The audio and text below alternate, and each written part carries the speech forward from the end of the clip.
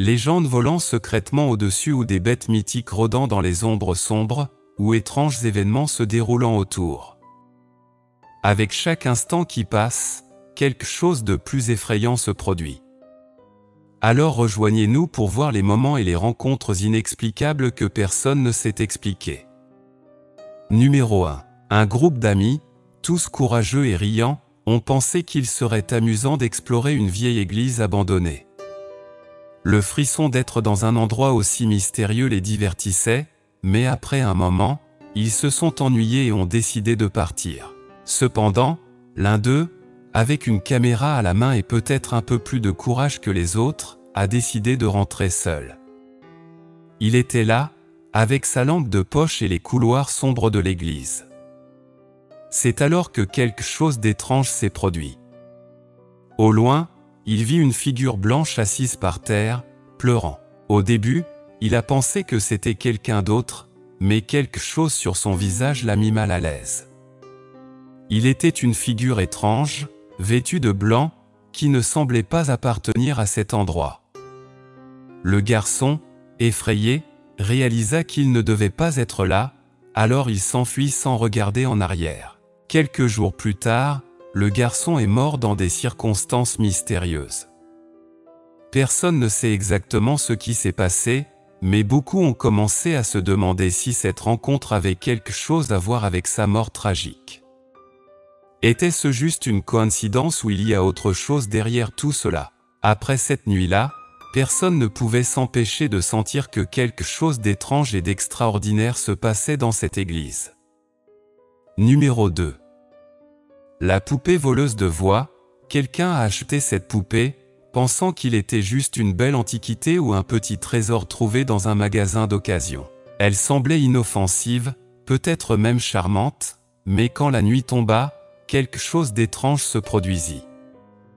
La poupée commença à parler. Au début, le garçon pensait que c'était une sorte de blague ou une fonction cachée de la poupée, mais il a vite réalisé que ce n'était pas quelque chose d'ordinaire. Naturellement, le garçon était terrifié, se demandant comment c'était possible. Et c'est alors que le poignet a lâché une ligne effrayante qui l'a paralysé. « Je n'ai même pas de boîte vocale. J'ai dû emprunter celle-ci. J'ai pris la boîte vocale de quelqu'un. » Il s'avère que cette poupée ne parlait pas seulement, elle volait les voix de ses propriétaires. Et le pire de tout, c'est que ces personnes n'ont pas survécu après que la poupée a pris possession de leur voix. Personne ne sait combien de voix il aura volé jusqu'à présent, ni combien d'autres il prendra dans le futur. La seule chose sûre est que cette poupée est tout le contraire de ce qu'elle semblait être au début. Je n'aurais pas cette chose dans ma maison pour une seconde. Et vous? Je ne crois pas. Numéro 3. Attaque d'ombre. Cet homme marchait tranquillement dans un couloir, sans attendre que quelque chose d'étrange et de terrifiant se produise. Mais soudain, quelque chose d'invisible le poussa avec une telle force qu'il tomba directement au sol. Ce qui lui est arrivé, et le plus troublant, c'est que tout a été filmé par les caméras de sécurité. La vidéo était effrayante, une figure sombre est apparue de nulle part, a saisi sa jambe avec une force surnaturelle et l'a traîné dans le couloir comme un mannequin en tissu, sans faire preuve de résistance. L'homme n'eut même pas le temps de réagir, avant qu'il ne puisse faire quelque chose, l'ombre disparut aussi vite qu'elle était apparue. L'homme, terrifié et complètement déconcerté, se leva rapidement, s'enfuit en courant de l'endroit et ne regarda pas en arrière pendant une seconde. La vidéo montrait clairement la scène, mais personne ne sait encore ce qui s'est passé exactement. C'était un fantôme? Un démon? Quelque chose d'encore plus étrange et inconnu? Qui sait, mais ce qui est sûr, c'est que quelque chose de hors du commun s'est passé dans ce couloir. Si ce couloir fait partie de votre routine quotidienne, il est peut-être temps de le reconsidérer et de chercher du travail ailleurs. Numéro 4. Après une journée épuisante, un homme a décidé de prendre une promenade nocturne pour se vider l'esprit.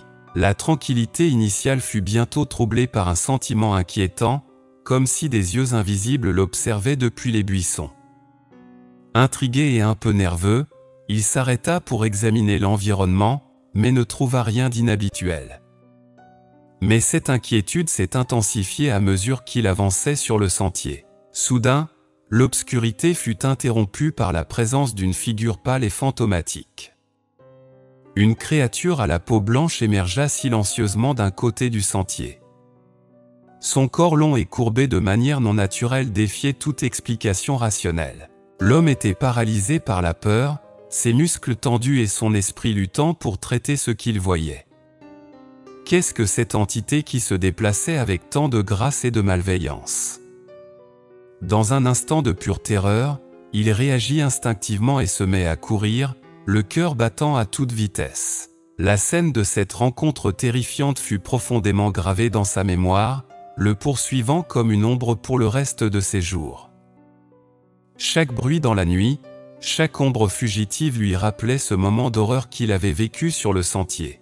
L'expérience le laissa marqué par la certitude qu'il avait trouvé quelque chose au-delà du visible, quelque chose qui défiait les frontières entre la réalité et l'inexplicable.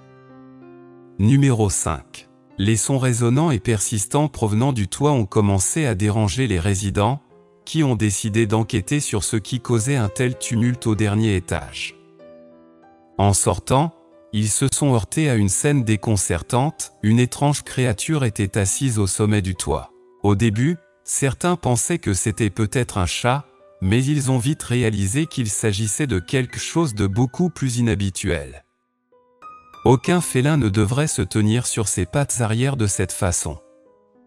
Quand ils ont examiné la vidéo plus en détail, des caractéristiques encore plus troublantes se sont révélées. La créature avait une tête disproportionnelle grande, un corps squelettique et des mouvements qui défiaient toute explication naturelle. Pour de nombreux observateurs, les images évoquaient la figure d'un extraterrestre, avec ses caractéristiques distinctives et sa posture qui semblait indiquer une prise de possession progressive de l'environnement humain. Cette observation non seulement a laissé les témoins perplexes, mais aussi semé des graines de préoccupation sur la possibilité réelle d'une invasion extraterrestre. La spéculation s'est répandue rapidement, alimentée par l'incertitude et la fascination pour l'inconnu. Numéro 6. Une équipe de chercheurs paranormaux, connue sous le nom de chasseurs de fantômes, a reçu des informations sur un bâtiment abandonné dans lequel il était dit qu'un rôdeur de peau, une créature légendaire connue pour sa capacité à changer de forme et sa nature insaisissable. Intrigués et armés d'équipes spécialisées, les chasseurs de fantômes sont arrivés sur place pour enquêter sur les rapports. Alors qu'ils exploraient le bâtiment sombre, les sons de la nuit semblaient prendre vie et leurs pires craintes se réalisèrent bientôt. Soudain, de l'ombre du plafond, la créature se jeta sur eux, se déplaçant avec une agilité animale mais avec une présence qui semblait défier toute logique naturelle. Ses yeux brillaient d'une intensité surnaturelle, émettant une lumière qui semblait capturer les chercheurs dans leur regard. Le marcheur de la peau se tenait au sommet du bâtiment, comme s'il défiait les chasseurs de fantômes de l'affronter, de défier ses limites et ses croyances sur ce qui est possible dans ce monde. La rencontre a été si intense et surprenante que la vidéo de la scène s'est terminée brusquement, laissant tout le monde dans l'attente. Numéro 7. La découverte d'un enfant de 6 ans a laissé beaucoup de gens perplexes aux États-Unis. Oui, les autorités ont trouvé un enfant caché derrière un faux mur dans la maison de sa propre grand-mère maternelle. Depuis 2007, cet enfant a été caché par sa grand-mère et sa mère pour empêcher son père de le voir. Le garçon et sa mère ont disparu en novembre 2007 après une lutte acharnée pour la garde entre les parents. Depuis, le père n'avait pas revu son fils. Une recherche approfondie a conduit les autorités à la maison de la grand-mère du garçon. En entrant, ils découvrirent un faux mur où, étonnamment, ils trouvèrent le petit. Sans l'intervention de la police, l'enfant et son père n'auraient pas eu la possibilité de se rencontrer. Malgré des circonstances étranges, l'enfant a été trouvé sans dommages apparents, au moins physiquement. Il est difficile d'imaginer ce que pensait ce petit après avoir vécu 2 ans dans un environnement si particulier et atypique. La mère de l'enfant a finalement été inculpée pour enlèvement d'enfant, tandis que la grand-mère a été considérée comme complice et accusée d'aide et d'incitation. Heureusement, la police a signalé que, bien qu'il ait passé la plupart des 2 dernières années caché, l'enfant était joyeux, amical et poli. Numéro 8. Une découverte extraordinaire a été faite par un homme du coin qui voulait simplement rénover son sous-sol. Ce qu'il a trouvé derrière lui était rien de moins que stupéfiant, une entrée dans une vaste ville souterraine qui s'étend jusqu'à 18 étages de profondeur et capable d'accueillir jusqu'à 20,000 personnes. Ce complexe souterrain est maintenant connu comme la ville souterraine de Derinkuyu. Depuis sa découverte, il a été salué comme la plus grande communauté sous terre. Derinkuyu est situé dans la région historique de Cappadoce, au centre de la Turquie, connue pour ses formations géologiques uniques, comme les cheminées de fée et la roche molle appelée Tufa. Grâce à cette géologie, les habitants ont créé des habitations, des entrepôts et des temples souterrains depuis des millénaires. Derinkuyu est le plus grand complexe souterrain, avec environ 40 structures d'au moins 2 niveaux. Son origine exacte reste un mystère, mais on pense qu'elle a été excavée par les Hittites vers 2000 avenue Jésus-Christ ou par les Phrygiens en 700 avenue Jésus-Christ. Conçue pour la défense, la ville dispose de portes en pierre massive et des caractéristiques défensives. Entre le 4e et le 10e siècle après Jésus-Christ, des éléments d'influence chrétienne ont été ajoutés, indiquant leur utilisation comme refuge pour les chrétiens. La ville avait des zones résidentielles, stockage, un donjon et des espaces comme les presses à vin et de petites églises, y compris une cruciforme. Surveillé par plus de 15,000 puits, il offrait des conditions stables et modérées, étant un refuge contre les intempéries, idéal pour stocker la nourriture. Numéro 9. Si vous aimez les histoires d'horreur et les classiques littéraires, vous connaissez probablement Dracula de Bram Stoker, le roman qui a popularisé la figure du vampire. En 2020, une découverte liée à cette célèbre histoire a attiré l'attention internationale des amateurs de mystère. Un chat momifié a été découvert derrière les murs d'une maison à Vria, une ville de Transylvanie mentionnée dans le roman de Stoker. Cette maison, construite en 1921, abritait le chat momifié qui a été trouvé par les frères Valentin et Adrian, artistes basés à Berlin.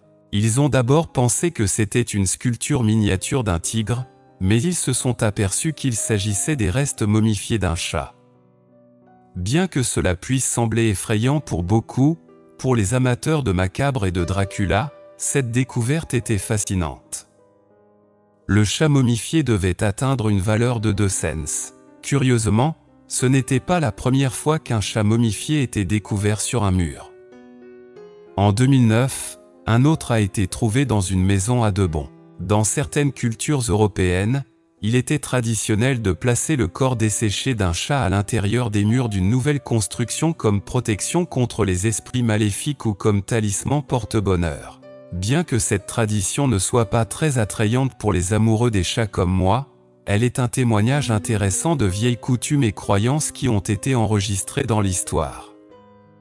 Numéro 10. La famille Breu s'attendait à une rénovation sans heurts dans le comté de Scott, Auburn, en Pennsylvanie, mais la construction a pris un tour inattendu quand ils ont découvert que leur maison était isolée avec des dizaines de charognes d'animaux morts. Ces restes étaient enveloppés de manière inquiétante dans des journaux anciens et accompagnés d'épices moyennement usées.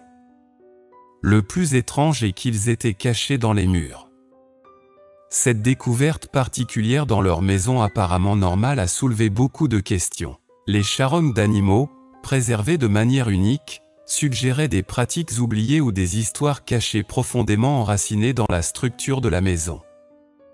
L'inclusion d'épices, souvent utilisées pour la conservation ou dans les rituels, rend la découverte plus effrayante. La présence d'épices, généralement associée à des pratiques de conservation ou rituels, a alimenté les théories selon lesquelles la maison aurait pu être habitée par quelqu'un qui pratiquait des rituels dans le passé.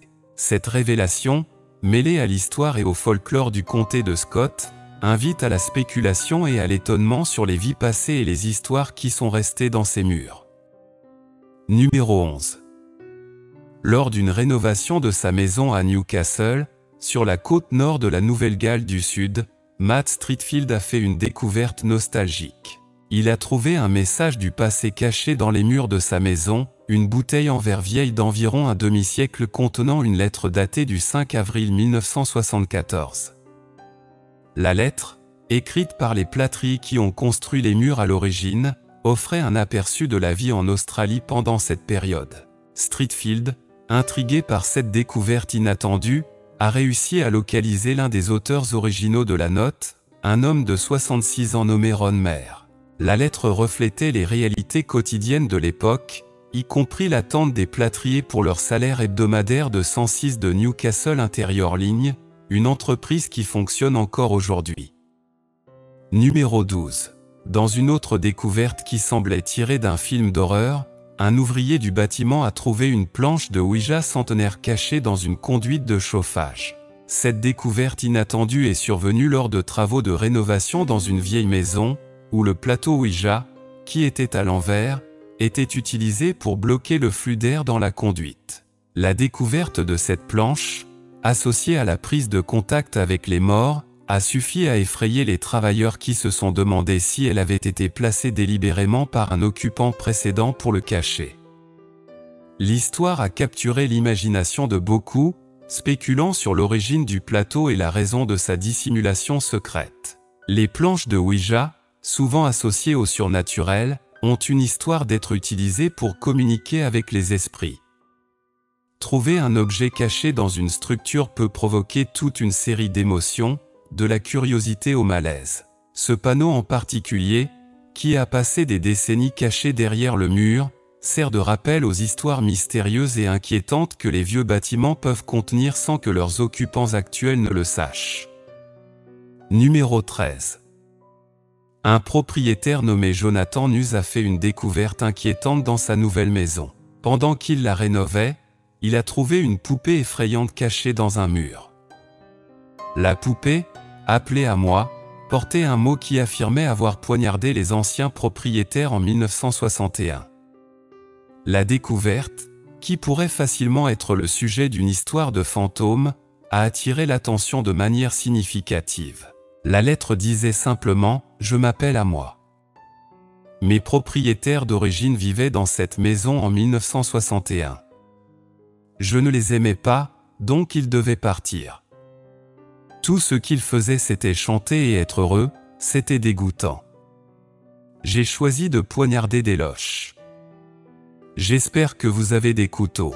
La poupée était cachée derrière un mur et sa présence était totalement inattendue. Malgré la nature effrayante de cette découverte, Jonathan semblait prendre son temps. Il semble que la poupée n'est pas authentique des années 1960 et a été simplement placée comme une blague. Cependant, ses amis étaient inquiets et l'ont encouragé à vendre la maison et à déménager. Numéro 14. En 2016, une équipe de maintenance de l'université de Cambridge a découvert une chaussure vieille de 300 ans au St. John's College.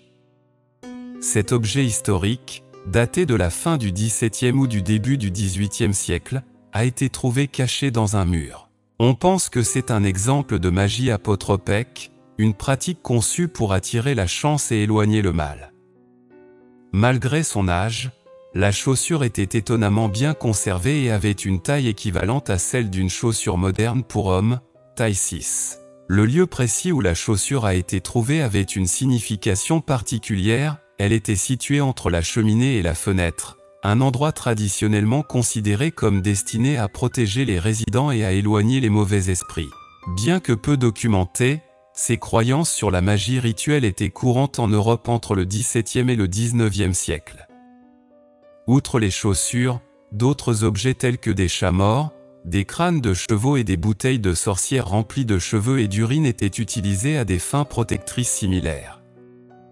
Numéro 15. Au début de cette année, un exterminateur californien a trouvé un trésor inattendu. Il ne s'agissait pas d'un précieux artefact, mais de 700 livres de glands cueillis laborieusement par un travailleur, un pic. Le problème est que ce magasin de nourriture était situé dans les murs d'une maison en Californie. Les glands découverts étaient empilés sur environ 6 mètres, du sol au plafond de la maison, et vous ne pouvez qu'imaginer combien de glands le pic avait ramassé. Malheureusement pour le pauvre oiseau, la réserve qu'il avait accumulée pendant des mois est maintenant à zéro, car les exterminateurs ont ramassé les glands et les ont jetés. Si ce n'était pas pour les petits vers qui sortaient des murs de leur maison, le couple vivant là-bas n'aurait jamais su que les glands étaient là en premier lieu. Créatures comme les pics, écureuils, souris et autres petits animaux dans la nature se préparent souvent pour l'avenir, en particulier pour la dure saison d'hiver. Ce pic, en particulier, a percé le bois dans l'espoir de créer une cachette sûre, mais malheureusement il a choisi le mauvais endroit. Cependant, les exterminateurs ont confirmé que l'animal était en sécurité. L'oiseau avait besoin de recommencer à chercher de la nourriture pour l'hiver et, avec un peu de chance, il a trouvé un meilleur endroit où se cacher. Numéro 16. Voici une autre découverte étrange impliquant des dents humaines, cette fois à Baldosta, en Géorgie. Alors qu'il rénovait un bâtiment, une équipe de travailleurs du bâtiment a fait une découverte surprenante, près de 1000 dents humaines.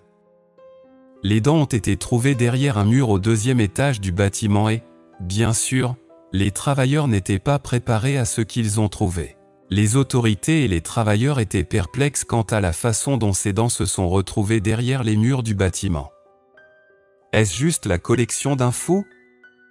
Pas exactement. Après avoir étudié l'histoire du lieu, on a découvert que la salle avait été utilisée comme cabinet dentaire pendant près de 30 ans, à commencer par le docteur Clarence Wellington, un dentiste qui a commencé sa pratique en 1900.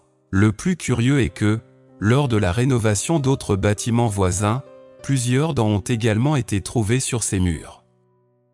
Il semblait que le stockage des dents dans les murs du bureau était une pratique courante à cette époque. Aujourd'hui, lorsqu'une dent est extraite, elle est considérée comme un déchet médical et un système spécialisé s'occupe de son élimination en toute sécurité. Mais peut-être qu'à cette époque, il n'existait pas de système réglementé de gestion des déchets médicaux comme aujourd'hui et les dentistes n'avaient d'autre choix que de se débarrasser des dents extraites en les plaçant sur les murs. Les rénovateurs modernes ou les historiens sont surpris de trouver cette collection inattendue de dents, mais les autorités de Baldosta ont décidé de l'accepter et ont même défié les habitants de deviner combien de dents ils ont trouvé en échange de $100. Numéro 17.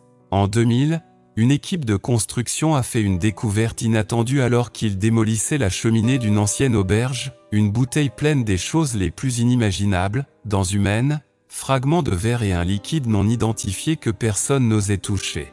Vous pourriez penser que cette bouteille n'est qu'une blague de quelqu'un, mais ce mélange horrible est commun sur tout le continent européen, avec plusieurs découvertes dans des bâtiments anciens, des cimetières et des rives. Mais qu'est-ce que c'est exactement et quel est leur but? Eh bien, ce sont des bouteilles de sorcières. Comme leur nom l'indique, ces objets ont leurs racines dans le monde du folklore et de la magie protectrice. Elles étaient généralement faites de céramique ou de verre, et on croyait qu'elles protégeaient contre la sorcellerie malveillante. Entre le XVe et le XVIIe siècle, la plupart de l'Europe était dominée par la peur des sorcières et du surnaturel. Avec l'expansion de ce que les gens pensaient être la magie noire, la popularité des bouteilles de sorcières a augmenté. Par crainte d'être bientôt victimes des sorcières, beaucoup utilisaient des bouteilles vides et toutes sortes de charmes, y compris des cheveux humains, de l'urine, des ongles coupés, des épines et autres objets pointus. Aussi sinistres que puissent paraître ces objets, la bouteille de sorcière n'est rien d'autre qu'un talisman destiné à repousser ou à piéger des sorts malicieux et de l'énergie négative. On croyait que le fait de placer ces objets dans la bouteille et de l'enterrer près de votre entrée ou dans les cheminées capturait les mauvais esprits, les attirait vers la bouteille et neutralisait son pouvoir. Mais aujourd'hui, les bouteilles de sorcières ne sont que des vestiges d'une époque où l'Europe était dominée par une peur immense. Donc si vous vivez en Europe et que vous découvrez soudainement ceci chez vous, sachez que son ancien propriétaire voulait probablement juste protéger la maison des mauvais esprits. Numéro 18. La sirène momifiée découverte à Tchi a suscité l'étonnement et la spéculation tant parmi les locaux que parmi les experts. Cette créature, qui mesure environ 30 cm de long, a une partie supérieure ressemblant à un humain et une partie inférieure semblable à la queue d'un poisson. La momie, trouvée dans un ancien temple, date d'il y a environ 300 ans et a été l'objet de vénération locale, considérée par certains comme une créature mythique aux propriétés curatives. La sirène a été soumise à divers tests scientifiques, y compris des analyses d'ADN et des études radiologiques, pour déterminer son authenticité. Les résultats de ces études ont été mitigés et souvent controversés. Certains scientifiques pensent que cela pourrait être une œuvre de taxidermie élaborée en combinant des parties d'animaux différents, peut-être un singe et un poisson, ce qui était une pratique courante au Japon et dans d'autres régions d'Asie pendant certaines périodes historiques pour créer des curiosités. La découverte de Chi a ravivé l'intérêt pour les légendes des sirènes et des créatures marines dans la culture japonaise. Les sirènes, connues sous le nom de ninjo en japonais, sont décrites dans le folklore comme des créatures qui peuvent donner la longévité et la santé à ceux qui les consomment, mais elles peuvent aussi porter malheur si elles sont capturées ou blessées. Le temple où la momie a été trouvée a vu une augmentation du nombre de visiteurs attirés par la légende et le mystère qui entoure la créature. Ce phénomène a suscité un débat sur l'authenticité et l'origine de la sirène momifiée, soulevant des questions sur l'intersection entre le mythe, la réalité et la fascination humaine pour l'inconnu. Numéro 19. La momie à 3 doigts, présentée au monde par le chercheur James Mosen, est l'une des découvertes les plus controversées et discutées de l'archéologie contemporaine. Découverte en 2017 près de Nazca, au Pérou, cette momie d'environ 1,68 m de haut a suscité un débat intense en raison de ses caractéristiques anatomiques inhabituelles, qui comprennent 3 longs doigts sur chaque main et pied, un crâne allongé et une structure osseuse atypique. La momie a été soumise à plusieurs essais de datation au carbone 14, qui ont suggéré une ancienneté entre 1700 et 1800 ans, la situant dans la période précolombienne. Cependant, l'authenticité et l'origine de la momie ont fait l'objet de scepticisme et de controverses au sein de la communauté scientifique. De nombreux experts affirment qu'il pourrait s'agir d'une fraude ou d'une altération de restes humains connus. Les images radiographiques et les tomographies informatisées ont montré une structure osseuse que certains chercheurs considèrent comme humaine, mais avec des modifications.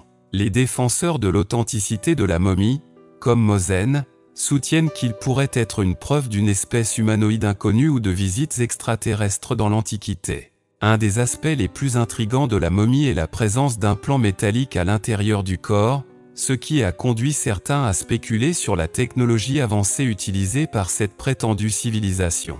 En outre, la peau de la momie semble être recouverte d'une substance blanche, probablement utilisée dans le processus de momification. La découverte a été présentée dans divers forums et médias, suscitant à la fois enthousiasme et critique.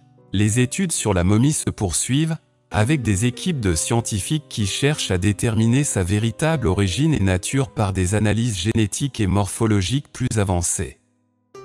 Numéro 20.